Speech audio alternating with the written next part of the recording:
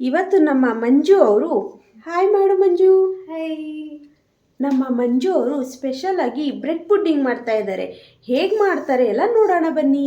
ಇದು ನೋಡಿ ಏನೇನು ಬೇಕು ಅಂತ. ಮೊಟ್ಟೆ, ಆಮೇಲೆ ಇದು ವೆನಿಲಾ, ಎಸೆನ್ಷಿಯಲ್ ವೆನಿಲಾ ಅಂತ ಅಂತಾರಲ್ವ ಅದು, ಆಮೇಲೆ ಬ್ರೆಡ್, ಮಿಲ್ಕ್, ಅದಕ್ಕೆ ಶುಗರ್ ಬೇಕು. ಶುಗರ್ ಓಪನ್ ಮಾಡ್ಕೊಂಡಿಲ್ಲ madam. Few moments later. Stove ಹಚ್ಬೇಕು. ಸ್ಟವ್ ಹಚ್ಚಿ 3 ಟೇಬಲ್ ಸ್ಪೂನ್ ಶುಗರ್ ಹಾಕಬೇಕು. ಅದು ಬಿಸಿ ಆದಮೇಲೆ ಓಕೆ 3 to 4 ನಿಮ್ಮ ಕನ್ಸಿಸ್ಟೆನ್ಸಿ ಎಷ್ಟು ಬೇಕಾಗುತ್ತೆ ಅಷ್ಟು ಶುಗರ್ ಹಾಕೋಬೇಕು. ಲೈಕ್ ಕ್ಯಾರಮಲ್ ಎಷ್ಟು ಬೇಕು ಅನ್ಸುತ್ತೆ ನಿಮ್ಮ ಕನ್ಸಿಸ್ಟೆನ್ಸಿ ನೋಡಿಕೊಂಡು ಅದ್ರ ಮೇಲೆ ಶುಗರ್ ಹಾಕ್ಕೊಳ್ಳಿ. ಅದು ಸ್ವಲ್ಪ ಹೀಟ್ ಆಗಕ್ಕೆ ಬಿಡಬೇಕು.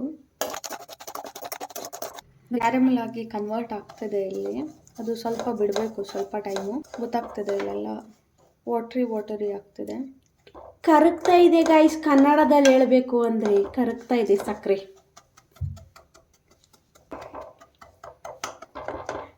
ಇದು ನೋಡಿ ಕರಗ್ತಾ ಇದೆ. ಸಕ್ಕರೆ ಪಾಕನೇ ಇಂಗ್ಲೀಷಲ್ಲಿ ಕ್ಯಾರಮೆಲ್ ಅಂತ ಸ್ಟೈಲಾಗಿ ಹೇಳ್ತೀವಿ ನಾವು.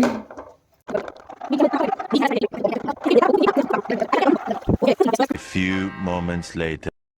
ನೋಡಿ ಇದ್ರ ಕಲರ್ ನೋಡಿದ್ರೆ ಏನೋ ಕಲರ್ ಹಾಕಿದೀವೇನೋ ಅನ್ನೋ ಥರ ಇದೆ. ಬಟ್ ಸಕ್ಕರೆ ಕರಗಿ ಯಾವ ಕಲರಿಗೆ ಬಂದಿದೆ ನೋಡಿ. ಈಗ ಇದನ್ನು ಬೇರೆ ಪಾತ್ರೆಗೆ ಶಿಫ್ಟ್ ಮಾಡ್ಕೊಳ್ಳೋಣ ಬನ್ನಿ.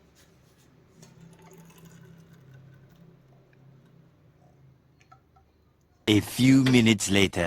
ಮಿಕ್ಸಿ ಜಾರ್ ತಗೊಂಡು ಬ್ರೆಡ್ ಎಲ್ಲ ಕಟ್ ಮಾಡಿ ಈ ಥರ ಅದರೊಳಗಡೆ ಹಾಕಬೇಕು. A few inches later.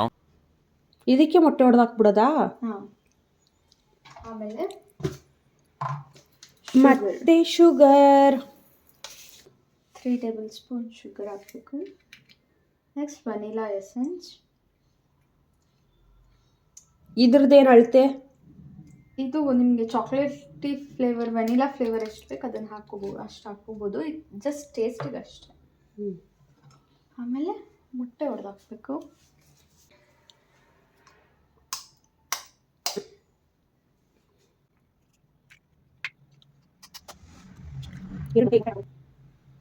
Milk ನಿಮ್ಗೆ ಎಷ್ಟು ಕನ್ಸಿಸ್ಟೆನ್ಸಿ ಬೇಕು ಅಷ್ಟು ಹಾಕೋಬೋದು. ನೋಡಿ ನಾನು ಇಷ್ಟ ಹಾಕ್ಕೊಂಡಿದ್ದೀನಿ, ಇನ್ನೂ ಸ್ವಲ್ಪ ಅಲ್ಲೇ ಇದೆ. ಇವಾಗ ಇದನ್ನು ಗ್ರೈಂಡ್ ಮಾಡ್ಕೋಬೇಕು. ನೋಡಿ ಇಷ್ಟ, ಇದನ್ನು ಗ್ರೈಂಡ್ ಮಾಡ್ಕೊಳ್ಳೋದು.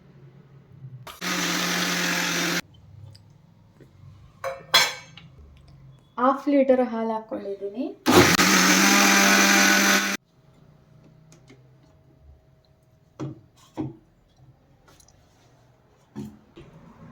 ನೋಡಿ ರೆಡಿ ಆಗಿದೆ, ಬ್ಯಾಟರ್ ಆಗಿದೆ. ಇವಾಗ ಇದನ್ನು ತೆಗೆದು ಈ ಪಾತ್ರೆಗೆ ಮಿಕ್ಸ್ ಮಾಡ್ಕೋಬೇಕು. ಏನು ರೆಡಿ ಮಾಡಿದೆ ನಾನು ಜಾರಲ್ಲಿ, ಅದನ್ನೆಲ್ಲ ಇದ್ರೊಳಗಡೆ ಹಾಕಿದ್ದೀನಿ.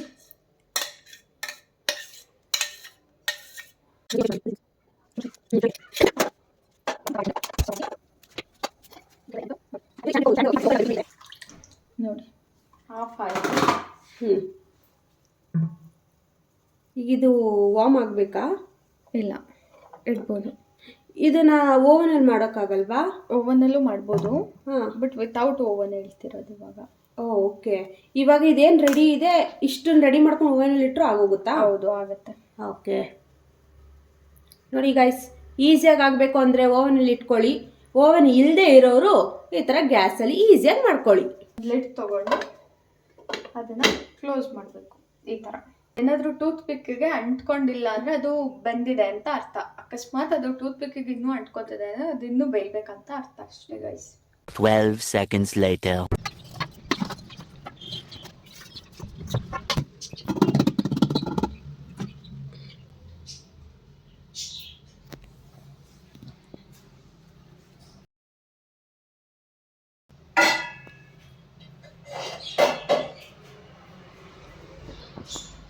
ನೋಡಿ ಎಷ್ಟು ಚೆನ್ನಾಗಿ ಬಂದಿದೆ. ಕಟ್ ಮಾಡ್ತಿದ್ದೀನಿ. ನೀವು ಮಾಡ್ಕೊಳ್ತೀನಿ ಮನೆಯಲ್ಲಿ, ತುಂಬ ಚೆನ್ನಾಗಿರುತ್ತೆ ನೋಡಿ.